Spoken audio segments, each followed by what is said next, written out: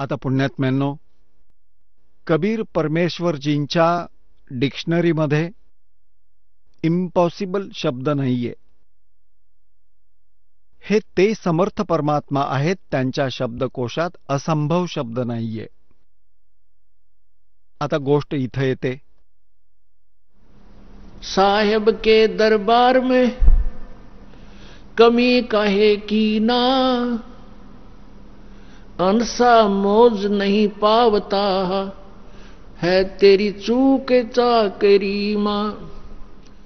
ह्या सच्च्या दरबारात कबीर परमात्म्यांच्या शरणी कमतरता कशाचीच नाही, कुठल्याही प्रकारचा अभाव तुम्हाला राहणार नाही, जो तुमच्यासाठी आवश्यक असेल. आणि तुम्हाला ते प्राप्त होऊ शकत नाहीये, परमात्मा तुमच्यावर कृपा करत नाहीयेत, तर तुमच्या चाकरीमध्ये चूक आहे. तुमच्या कुठल्या सेवेमध्ये, तुमच्या श्रद्धेमध्ये काही चूक आहे. त्याला सेट करा आणि मग पहा. कसं? काही भोळ्या व्यक्ती काय म्हणतात की तुम्ही ज्योत सांगितली होती, मी ज्योत पण वाहिली. तुम्ही पाठासाठी सांगितलं होतं, मी पाठ पण करवला,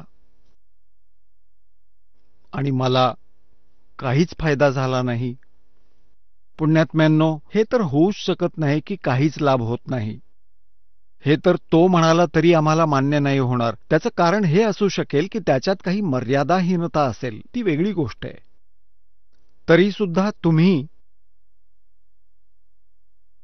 जशी परमात्म्याची साधना सुरू केली आहे, काही भक्त म्हणतात आम्हाला सतनाम सुद्धा प्राप्त झालं आहे, आम्हाला 8-9 महिने भक्ती करायला लागून झाले आहेत, कुठला विशेष लाभ नाही जाणवत आहे. तर पुण्यात्म्यांनो, आता तुम्हाला सांगितलं, धीरे धीरे रे मना धीरे सब कुछ हो, माली सींचे सोगडा समय आए फल हो. आणि दुसरी गोष्ट अशी आहे, जशा कोणावर आपत्ती आल्या आहेत, कोणी दुःखी असेल तर आपल्या पापकर्मांमुळे आहे. मागील जन्माच्या पापकर्मांच्या आधारावर तुमचं प्रारब्ध बनलं आहे. ती प्रारब्धाची दुःख, त्या पापांचं जे संकट तुमच्यावर घिरट्या घालत आहे, तुम्हाला परेशान करत आहे,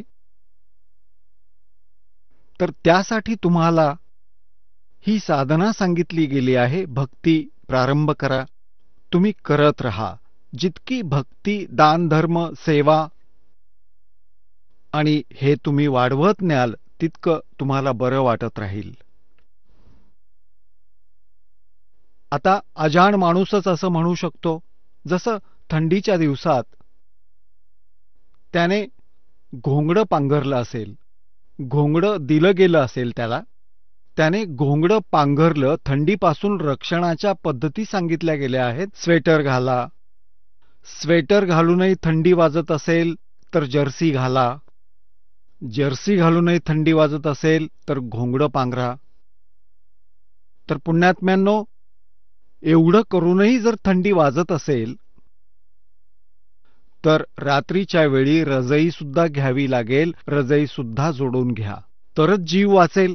आणि कोणी असं म्हणेल की तुम्ही सांगितलं म्हणून मी स्वेटर पण घातला, तुम्ही सांगितलं म्हणून मी जर्सी पण घातली, तुमच्या सांगण्यावरून घोंगडं पांघरलं तरीही मला थंडी वाजते, त्यामुळे मी तर नाही ठेवणार ही सगळी साधना, हे घोंगडं जर्सी सगळं फेकून देईल. तर अशा गोष्टी कोणी महामूर्खच म्हणू शकतो, किंवा नशा केलेला कुणीतरी. तर अशी स्थिती आहे त्या व्यक्तीची जो म्हणतो की तुम्ही ही साधना सांगितली ती मी करत आहे, ती सांगितली ती पण मी करत आहे, आणि अजूनही मला पूर्ण लाभ मिळत नाहीये. तर त्यामुळे तो म्हणतो की मी अनुग्रह सोडून देतो, मला वाटतंय की साधना सोडून द्यावी. तर साधना त्याग केल्यामुळे काय होईल? जसं कोणी म्हणेल की मी जर्सी काढून फेकून देतो, घोंगडंही फेकून देतो, कारण मला बरं वाटत नाहीये, तर निमोनिया होऊन मरेल तो. हा काय उपाय आहे सगळं फेकून द्यायचं? त्याला उपाय हा आहे की अजून एक घोंगडं घ्यायचं, हा खरा उपाय आहे, त्याने जीव वाचेल. म्हणजे भक्ती, तुम्हाला दिलेल्या मंत्राचा जप, आणि जितकंही हे हवनादी क्रियेसाठी ज्योत लावण्यासाठी जेवढं करू शकाल तुमच्या सामर्थ्यानुसार तसं तुम्ही वाढवत न्या. त्यानेच तुमचं जीवन सुरक्षित होईल. कारण की जर थंडी जास्त असेल, घोंगडं पांघरलं, त्यानेही बरं वाटत नसेल तर आपण अजून एक घोंगडं पांघरा, त्यानेच बचाव होईल. कारण की जशी तुमच्या पापकर्माची थंडी जास्त असेल, पुण्यात्म्यांनो, ही साधनं वापरल्यामुळे म्हणजे तुम्ही स्वेटर घातला, जर्सीही घातली आणि घोंगडंही पांघरलं आणि तरीही हातापायाच्या बोटांना थंडी वाजत असेल तर ठीक आहे, काही बात नाही. तुमचा जीव वाचेल, कारण थंडी खूप आहे. ही जी साधनं तुम्हाला प्राप्त आहेत ती तुम्हाला मरू देणार नाहीत. तुमचा जीव वाचेल. हळूहळू थंडी पण संपेल. तर याचप्रमाणे तुम्हाला काही साधना सांगितलेली असेल, पण तुम्हाला असं वाटत असेल की मला पूर्णपणे योग्य लाभ मिळत नाहीये, तर समजा की तुमच्या पापकर्मांची थंडी जास्त आहे. जी साधनं तुम्हाला मिळाली आहेत ती तुमचा जीव वाचवतील, तुम्हाला हानी पोचू देणार नाहीत. तुम्ही घाबरला आहात, तुम्ही अपत्यांनी संकटग्रस्त आहात, खूप वाईट पद्धतीने त्रासलेले आहात, तुम्हाला थोडीही सर्दी जी पापकर्मांची शिक्षा आहे ती जास्त वाटत राहील, पण आता परमात्मा तुमच्या आणि तुमच्या परिवाराच्या जीवनाचं संरक्षण करेल आणि ह्या वाईट संस्कारांचा थोडाफार परिणाम राहील, काही हरकत नाही, तुम्हाला हानी पोचू देणार नाही. आता जसं एक कारण हे असतं की परमात्म्यांची अशी इच्छा असते की आजच जर याला सुखी केलं, जर आजच तुम्हाला सगळं सुख मिळालं तर उद्या तुम्ही इथे येणार नाही, दारूच्या अड्ड्यावर उभे असाल आणि तिथे रांगेत उभे राहाल आणि न जाणो किती दारू प्याल. तर सांगण्याचा भावार्थ असा की परमात्मा म्हणतायत की इसे सुख के माथे पत्थर पड़ो, सुख के माथे सिला पड़ो, जिसते नाम हृदय ते जावे, और बलिहारी व दुख के जो पल पल नाम रटावे.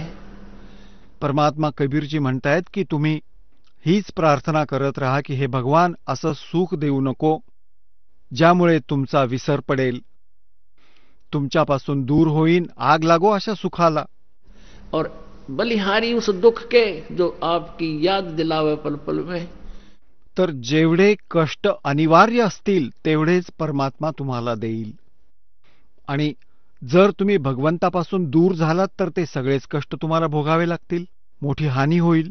तर अशा प्रकारे ह्या परमात्म्याचं सत्वज्ञान समजून घेऊन आपल्याला आपल्या उद्दिष्ट पूर्ण करायचं आहे. म्हणजे हे जे हॉस्पिटल आहे, जन्म आणि मृत्यूच्या रोगाला कापणारं आहे. जोपर्यंत हा रोग बरा होत नाही तोपर्यंत तुम्हाला सुखाची प्राप्ती होणार नाही.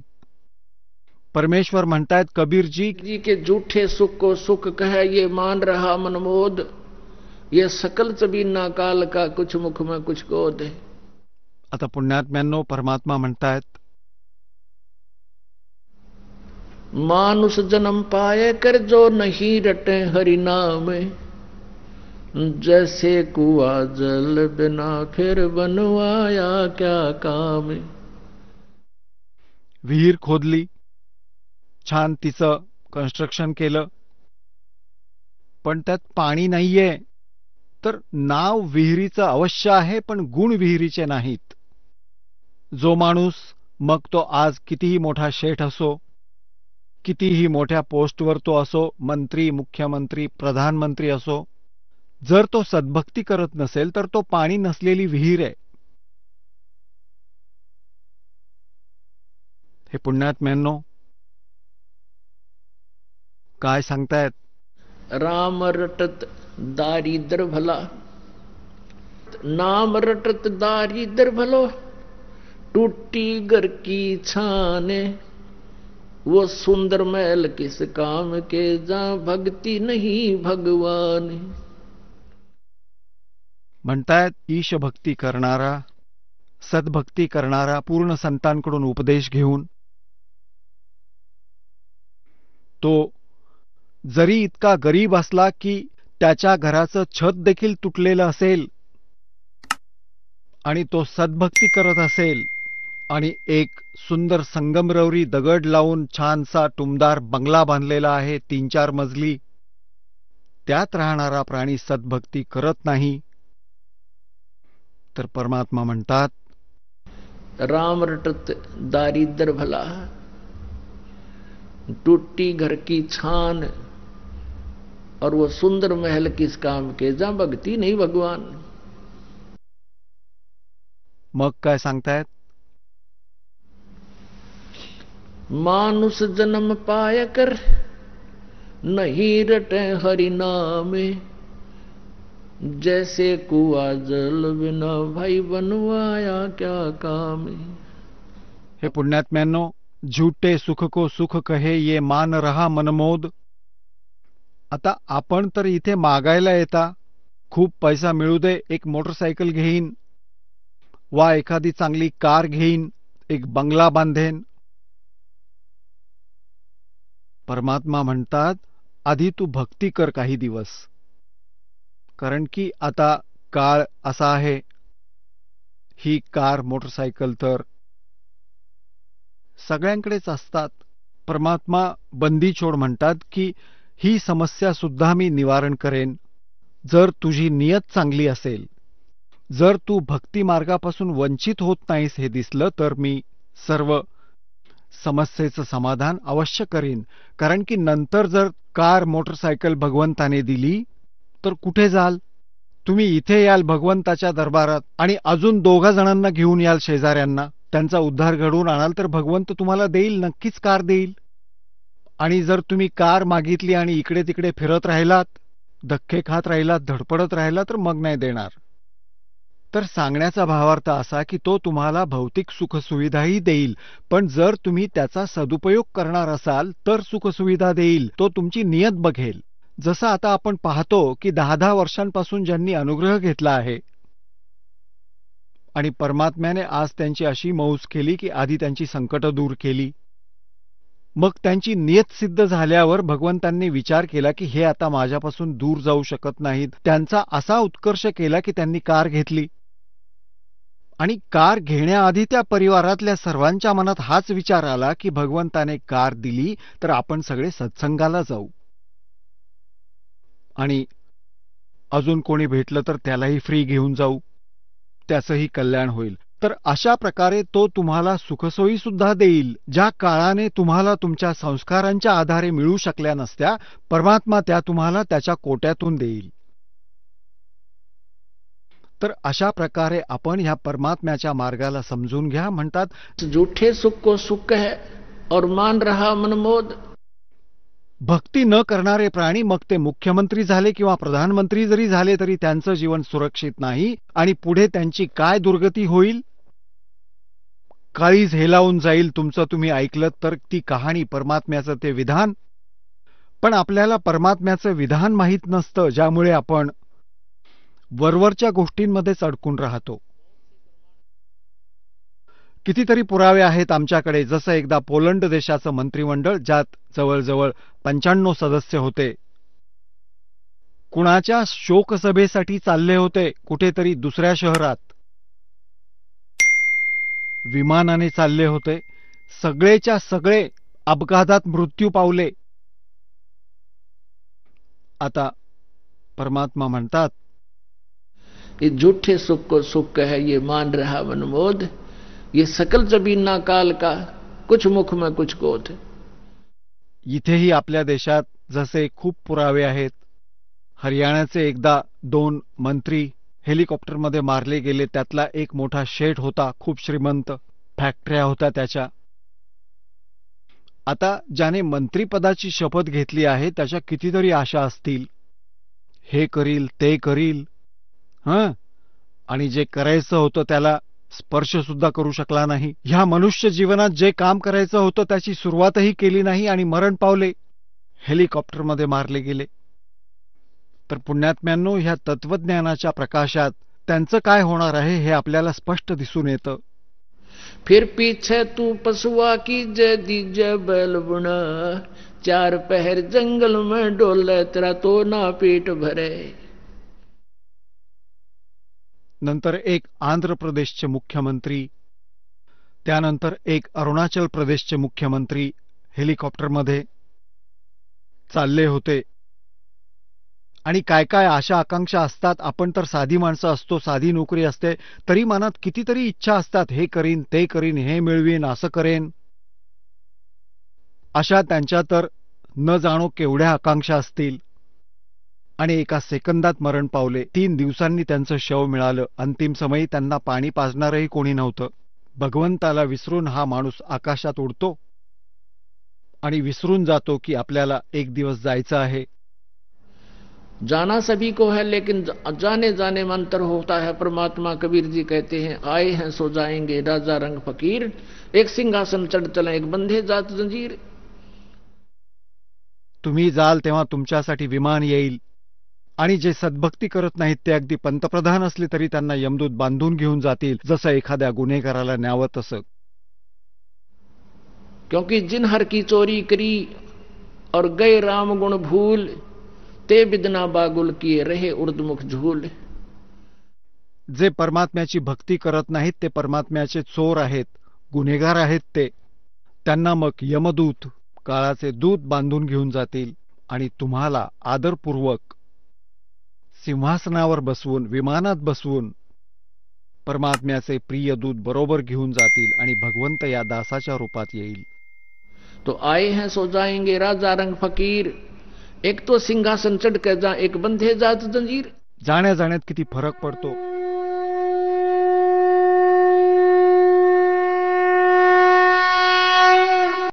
आपण ऐकत होता जगद्गुरु तत्वदर्शी संत रामपालजी महाराजांचे मंगल प्रवचन.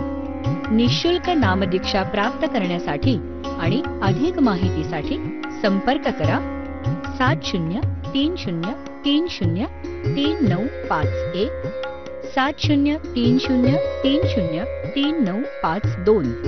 आमची वेबसाईट आहे www.jagadgururampalji.org. सर्व पवित्र धर्मांच्या व पवित्र शास्त्रांवर आधारित प्रमाणित अनमोल पुस्तक ज्ञानगंगा किंवा जगण्याचा मार्ग यापैकी कोणतेही एक पुस्तक निःशुल्क मागवण्यासाठी आम्हाला आपले पूर्ण नाव, पूर्ण पत्ता, पिनकोड सहित आणि फोन नंबर लिहून 7030303951 7030303952 नंबरवर SMS करू शकता किंवा आम्हाला 7030303950 नंबरवर व्हॉट्सअप देखील करू शकता.